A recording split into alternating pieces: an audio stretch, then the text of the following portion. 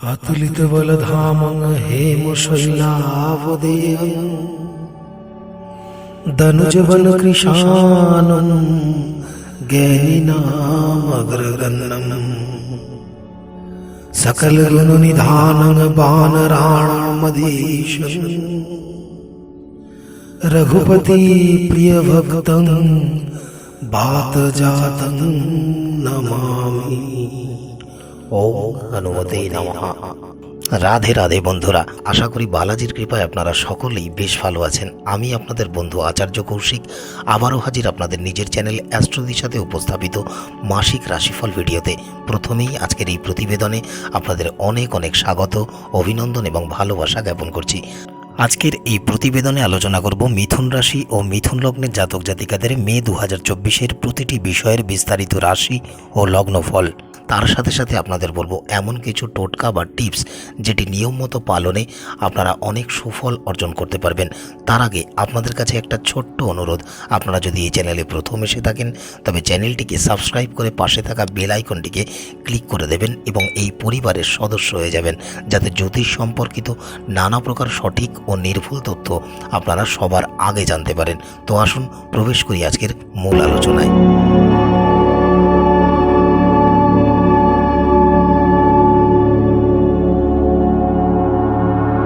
2024 সালের পঞ্চম মাস মে মাস মিথুন রাশির জাতক জাতিকাদের এক প্রকার মিশ্র বা মধ্যম ফলদায়ক মাস হতে চলেছে। বিশেষ করে এই মাসে কর্মজীবন এবং পারিবারিক জীবনের প্রতি আপনাদের অধিক মনোযোগী হতে হবে। পাশাপাশি এই মাসে আপনাদের জীবনে বিভিন্ন ধরনের অর্থনৈতিক চ্যালেঞ্জ আসতে পারে, তাই মাসের প্রথম থেকেই আপনাদের আয় এবং সঞ্চয়ের প্রতি অধিক মনোযোগী হতে হবে এবং বেশ পরিকল্পনা মাফিক চলতে হবে। তবে এই মাসে আপনাদের কোনো স্বল্প বা দীর্ঘ দূরত্বে ভ্রমণের যোগ রয়েছে এবং যে ভ্রমণ আপনাদের জন্য বিশেষ কোনো সুযোগ বা সুবিধা বহন করে নিয়ে আসতে চলেছে। বিশেষ করে যারা ব্যবসা কর্মের সাথে যুক্ত আছেন তাদের প্রোফাইল আগের থেকে বেশ উন্নত হতে দেখা যাবে এবং ব্যবসায় আপনারা বেশ উন্নতি ও অগ্রগতি করতে পারবেন।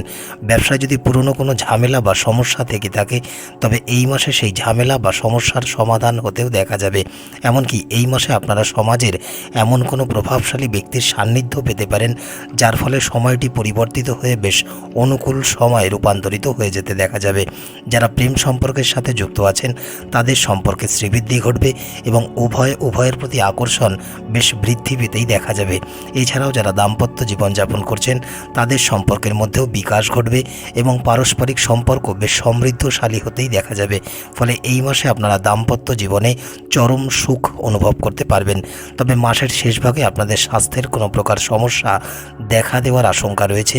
মাসের প্রথমার্ধের সময়টি আপনাদের জন্য তুলনামূলক ভালো সময়, তবে মাসের দ্বিতীয়ার্ধে আপনারা বিদেশ ভ্রমণ সম্বন্ধিত কোনো বিশেষ সুযোগ সুবিধা পেতে পারেন, কারণ এই সময়টি বিদেশ ভ্রমণের জন্য বেশ অনুকূল থাকবে। যারা ছাত্রছাত্রী বা শিক্ষার্থী বিদ্যার্থী আছেন তারা তাদের পড়াশোনার প্রতি বেশ মনোযোগী হয়ে উঠতেই দেখা যাবে এবং শিক্ষাক্ষেত্রে আপনারা খুব বেশি পরিশ্রম না করেই সঠিকভাবে অধ্যয়ন করলে উপযুক্ত ও কাঙ্ক্ষিত ফল লাভ করতে পারবেন। এর ফলে আপনাদের মনে এক প্রকার আনন্দের সঞ্চার হতেই দেখা যাবে। পেশাগত জীবনের দিক থেকে মে মাস মিথুন রাশির জাতক জাতিকাদের জীবনে কিছুটা উত্থান পতন থাকবে, যেহেতু মাসের শুরুতেই আপনাদের দশমভাবে রাহু, মঙ্গল এবং বুধ এই তিনটি গ্রহের সংযুক্তি থাকবে। এর প্রভাবে কর্মক্ষেত্রে চারপাশের পরিবেশ আপনাদের কিছুটা প্রতিকূলে থাকতেই দেখা যাবে এবং যে কোনো বিষয় নিয়ে চারপাশের মানুষজনদের সাথে মতানৈক্য সৃষ্টি পর্যন্ত হতে পারে এবং হাতাহাতি বা মারামারির মতো পরিস্থিতিও সৃষ্টি হতে পারে। বিশেষ করে কোনো ভুল বার্তা বা ভুল সংযোগের কারণে আপনারা কোনো প্রকার দ্বন্দ্বে বা লড়াইয়ে জড়িয়ে পড়তে পারেন। ফলস্বরূপ আপনাদের কাজের উপরেও এর নেতিবাচক প্রভাব পড়ার প্রবল সম্ভাবনাও রয়েছে। তাই সম্পূর্ণ মাস জুড়েই এই ক্ষেত্রে আপনাদের অধিক সাবধানতা ও সতর্কতা অবলম্বন করেই চলতে হবে। পাশাপাশি কর্মক্ষেত্রে এই নেতিবাচক প্রভাবের কারণে মাসের শুরুতে পরিবারেও কোনো প্রকার ঝগড়া বিবাদ সৃষ্টি হতে পারে, তাই এই ক্ষেত্রেও আপনাদের বিশেষ যত্নবান হতে হবে। তবে যাই হোক, স্বস্তির বিষয় হলো এই যে যারা আপনাদের সিনিয়ররা আছেন সম্পূর্ণ মাস জুড়েই তারা আপনাদের পূর্ণ সমর্থন করবেন এবং কর্মক্ষেত্রে আপনাদের করা প্রয়াস ও প্রচেষ্টায় তারা বেশ সন্তুষ্ট হবেন। ফলস্বরূপ এই মাসে আপনারা তাদের কাছ থেকে অনেক প্রকার সুযোগ সুবিধাও লাভ করতে পারেন। এমনকি দীর্ঘ সময় ধরে আপনাদের কর্মক্ষেত্রে যদি কোনো প্রাপ্য টাকা আটকে থেকে থাকে, তবে এই মাসে তা ফেরত পাওয়ার প্রবল সম্ভাবনা রয়েছে। তবে কর্মক্ষেত্রে যাতে কোনো বিবাদ বাড়তে না পারে সেই বিষয়ে আপনাদের অধিক গুরুত্ব দিয়ে চলতে হবে। অন্যথায় এই বিবাদের কারণে আপনারা সাসপেন্ড পর্যন্ত হয়ে যেতে পারেন বা কাজ হারাতে পর্যন্ত হতে পারে। তবে মে মাস ব্যবসায়ীদের জন্য বেশ অনুকূল মাস হতে চলেছে। আপনাদের ব্যবসা আগের থেকে আরও প্রগতিশীল ও শ্রীবৃদ্ধি হতেই দেখা যাবে। দীর্ঘ সময় ধরে ব্যবসায় যদি কোনো ঝামেলা বা সমস্যা চলমান থেকে থাকে, এই মাসে আপনারা তার থেকে মুক্তি পেতে পারবেন এবং ব্যবসায় উন্নতি ও অগ্রগতির পথে এগিয়ে নিয়ে যেতে পারবেন। সমাজে যারা প্রভাবশালী বা সম্মানিত ব্যক্তি আছেন তাদের পূর্ণ সমর্থন আপনারা এই সময়ে পাবেন এবং তাদের সহযোগিতায় ব্যবসার সাফল্য অর্জন করতে পারবেন। এবং এমনকি এই মাসে আপনারা আপনাদের ব্যবসায় কোনো নতুন কর্মচারী বা বিনিয়োগকারীকে অন্তর্ভুক্ত করার প্রচেষ্টা চালাবেন, যার মাধ্যমে ব্যবসা থেকে আপনারা বেশ অনুকূল ফল লাভ করতে পারবেন। এবারে যদি আপনাদের আর্থিক অবস্থা সম্পর্কে বিশ্লেষণ করা যায়, তবে মাসের শুরুর সময়টা আপনাদের জন্য বেশ অনুকূলেই থাকতে চলেছে। যেহেতু দেবগুরু বৃহস্পতি আপনাদের দ্বাদশভাবে এবং দৈত্যগুরু শুক্রাচার্য ও ভগবান সূর্যনারায়ণ একত্রে আপনাদের একাদশভাবে অবস্থান করবেন, সেই কারণে আপনাদের অর্থনৈতিক অবস্থাও বেশ স্থিতিশীল থাকতেই দেখা যাবে। এই সময় আপনারা একাধিক উপায় অবলম্বন করেও কোনো বিশেষ আর্থিক লাভ পেতে পারেন। পাশাপাশি আপনারা যারা ব্যবসা কর্মের সাথে যুক্ত আছেন তাদেরও লাভের মাত্রা অনেকাংশে বৃদ্ধি পেতে দেখা যাবে এবং যারা চাকরির সাথে যুক্ত আছেন তারাও চাকরিতে কোনো প্রকার ইনসেনটিভস, রিওয়ার্ডস, অ্যাওয়ার্ডস ইত্যাদির মাধ্যমে আর্থিক সুবিধা পেতে পারেন। সামগ্রিকভাবে এই মাসে আপনাদের আর্থিক অবস্থা বেশ স্থিতিশীল থাকবে। অতীতে আপনারা যদি কেউ স্টক মার্কেটে কোথাও বিনিয়োগ করে থাকেন, তবে এই মাসে সেই বিনিয়োগ থেকে আপনাদের আর্থিক লাভ প্রাপ্তির সম্ভাবনা বাস্তবায়িত হতে চলেছে। মাসের শুরুতে আপনাদের আর্থিক সামঞ্জস্য বজায় রেখে চলতে পারবেন এবং আপনাদের স্বল্প হলেও সঞ্চয় বৃদ্ধি পেতেই দেখা যাবে, কারণ মাসের শুরুতে ব্যয় আপনাদের নিয়ন্ত্রণেই থাকবে। তবে মাসের দ্বিতীয়ার্ধে অর্থাৎ 14ই মে যখন ভগবান সূর্যনারায়ণ আপনাদের দ্বাদশভাবে এবং 19শে মে শুক্রও আপনাদের দ্বাদশভাবে গোচর করবেন, এর ফলে এই সময়ের পর থেকে আপনাদের বিভিন্ন কারণে আর্থিক ব্যয় বৃদ্ধি পেতেই দেখা যাবে। যদিও এই সময় কোনো প্রয়োজনীয় কারণেই খরচ হবে, তাই আপনারা চাইলেও এই ব্যয় নিয়ন্ত্রণ করা আপনাদের পক্ষে একেবারেই সম্ভবপর হবে না বললেই চলে। আবার এই অতিরিক্ত ব্যয়ের ফলে আর্থিক পরিস্থিতি কিছুটা নড়বড়ে হয়ে পড়াও আশঙ্কা রয়েছে। তবে যেহেতু আপনাদের নবমভাবে শনি মহারাজ অবস্থান করে তার দৃষ্টি আপনাদের একাদশে দেবেন, সেই কারণে আপনাদের আয়ও স্বল্প হলেও বৃদ্ধি পেতে দেখা যাবে। এছাড়াও যেহেতু দেবগুরু বৃহস্পতি আপনাদের দ্বাদশভাবে অবস্থান করবেন, সেই কারণে এই মাসে আপনারা মেধা, বুদ্ধিমত্তা ও পরিশ্রমের মাধ্যমেও ভালো আয় বা লাভ অর্জন করতে সক্ষম হবেন। সামগ্রিকভাবে এই মাসে আপনারা যদি বুদ্ধিমত্তার প্রয়োগ করে চলতে পারেন, তবে আপনাদের আর্থিক অবস্থা বেশ শক্তিশালী রাখতেও সক্ষম হবেন। স্বাস্থ্যের দৃষ্টিকোণ থেকে মে মাস বেশ ভালো থাকবে যারা মিথুন রাশির জাতক জাতিকারা আছেন। তবে যেহেতু আপনাদের চতুর্থভাবে কেতু মহারাজ অবস্থান করবেন এবং দশমভাবে রাহু, মঙ্গল ও বুধের সংযুক্তি থাকবে, সেই কারণে এর প্রভাবে আপনাদের বুকে কোনো প্রকার সংক্রমণ বা অ্যাসিডিটিতে ব্যথা বা যন্ত্রণার মতো কোনো সমস্যার সৃষ্টি হতে পারে। এছাড়াও আবহাওয়া বা জলবায়ু পরিবর্তনের কারণে আপনারা এই সময় কিছুটা অসুস্থ হয়েও পড়তে পারেন। আপনারা যারা ইতিমধ্যেই কোনো বড় ধরনের সমস্যায় ভুগছেন, তাহলে এই সময় আপনাদের অস্ত্রোপচার হওয়ার প্রবল সম্ভাবনা রয়েছে এবং একমাত্র এর মাধ্যমেই আপনারা সেই রোগ থেকে মুক্তি লাভ করতে পারবেন। আপনাদের মধ্যে যদি কেউ প্রেম সম্পর্কের সাথে যুক্ত থেকে থাকেন, তবে মে মাস আপনাদের জন্য বেশ রোমান্সে পরিপূর্ণ একটি মাস হতে চলেছে। আপনাদের দীর্ঘদিনের কোনো স্বপ্ন পূরণ হতে চলেছে এই মাসে।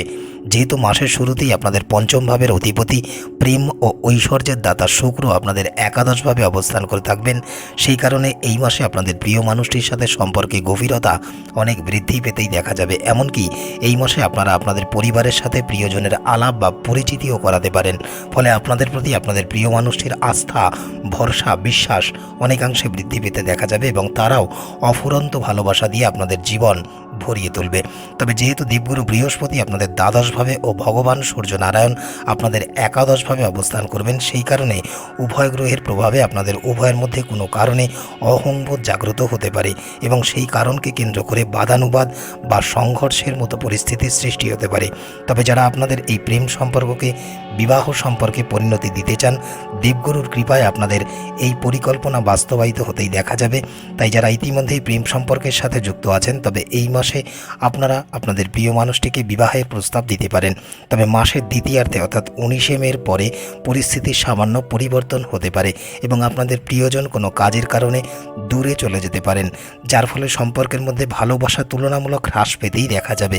আবার বিবাহিতদের জন্যও মে মাসটি বেশ অনুকূলেই থাকবে, যেহেতু আপনাদের সপ্তম ভাবের অধিপতি দেবগুরু বৃহস্পতি আপনাদের দ্বাদশভাবে অবস্থান করবেন।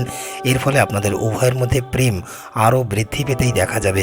বিবাহিত জীবনে শুভতা দৃশ্যমান হবে এবং সুখের সঞ্চার হতে দেখা যাবে। পাশাপাশি এই মাসে আপনারা আপনাদের জীবনসাথীর মাধ্যমে কোনো বিশেষ আর্থিক বা সামাজিক সুবিধাও অর্জন করতে পারবেন।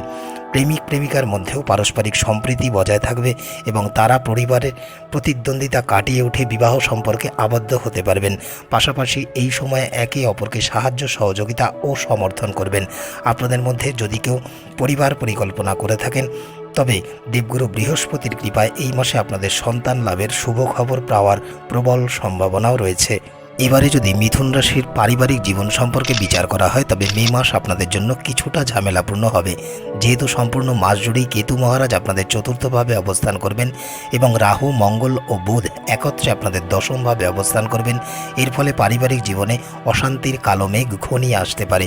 বিশেষ করে পরিবারের যারা সদস্য বা সদস্যরা আছেন, তাদের মধ্যে সম্প্রীতির অভাব দেখা দিতে পারে এবং তারাও পারস্পরিক সম্প্রীতিকে গুরুত্ব না দিয়ে তাদের ব্যক্তিগত মতামতে অটল থাকতে পারে, যার ফলে পারিবারিক শান্তি বিঘ্নিত হতে পারে। তাই সম্পূর্ণ মাস জুড়েই আপনাদের এই পরিস্থিতি থেকে কিভাবে বেরিয়ে আসা যায় তার প্রয়াস ও প্রচেষ্টা চালাতে হবে। তবে সম্পূর্ণ মাস জুড়েই আপনাদের ভাই বোনেদের সাথে সম্পর্ক বেশ ভালো থাকবে এবং তারাও প্রতিটি ক্ষেত্রে বা পরিস্থিতিতে আপনাদের নিঃস্বার্থভাবে সাহায্য সহযোগিতা ও সমর্থন করবেন।